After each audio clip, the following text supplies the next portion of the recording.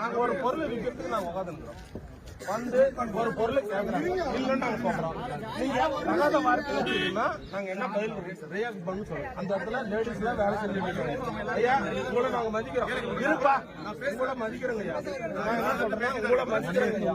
நான் என்ன சொல்றேன், ஒரு சின்ன ₹1 பொருளை கூட நான் விற்கிறேன். அந்த இடத்துல வந்து பொருள் கேட்கிறாரு, நாங்க இல்லைன்னு சொல்றோம். அப்ப அந்த பொருள் அந்த விற்கிற விற்கிற இடத்துல பொம்பளைங்க எல்லாருமே இருக்காங்க. தகாத வார்த்தையில திட்டினா ஒரு ஆம்பளையா பிறந்தவன் அந்த இடத்துல என்ன ரியாக்ட் பண்ணுவான்னு நீங்களே கொஞ்சம் யோசனை பண்ணி இருப்பா. அதுக்கு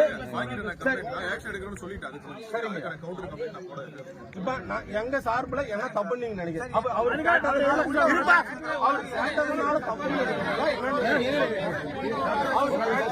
அவர் கேட்டது தப்புன்னு நினைக்கிறீங்களா ஐயா?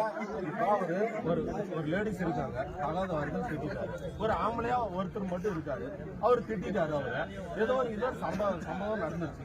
அவர் மேல நடவடிக்கை காரணம் கேஸ் போட்டுருக்கீங்க இருப்பா. என்ன கேஸ்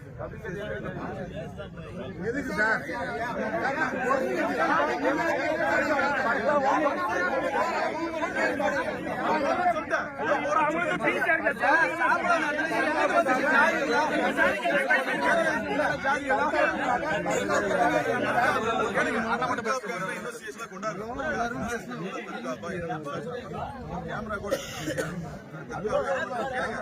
சரி சார், ரிமாண்ட் எதுக்கு எடுக்கிறீங்க?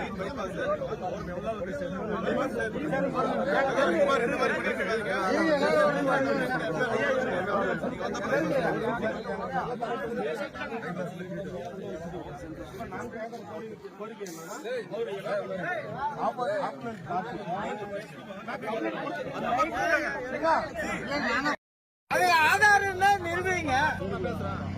ஒவ்வொருத்தரா பேச முடியாது.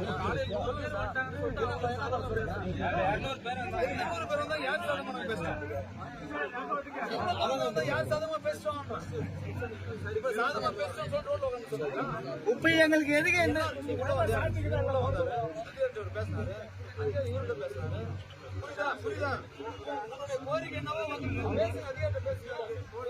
பேச சொல்லி கிடைக்கலையே.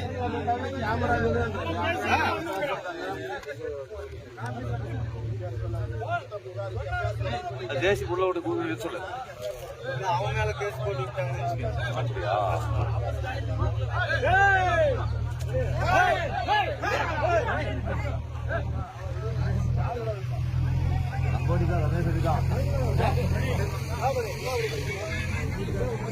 போடா போடா போடா.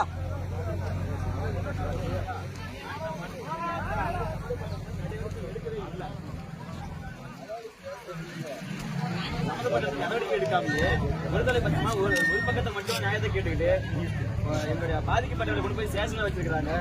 வழக்கு பாயத்துக்கான எல்லா வேலையும் பண்ணிட்டு இருக்காங்க. என்ன நடவடிக்கை எந்த நடவடிக்கையும் இல்லை. என்ன நடவடிக்கை எடுக்கணும்? சம்பந்தப்பட்டவர்கள் அதான் எடுத்துனுக்குறாங்கப்பா.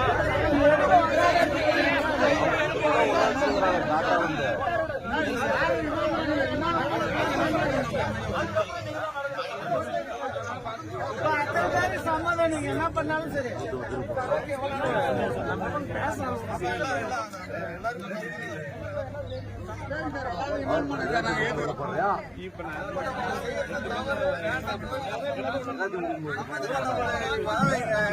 வராம யாரும் இடம் போடுறது இல்லைங்க.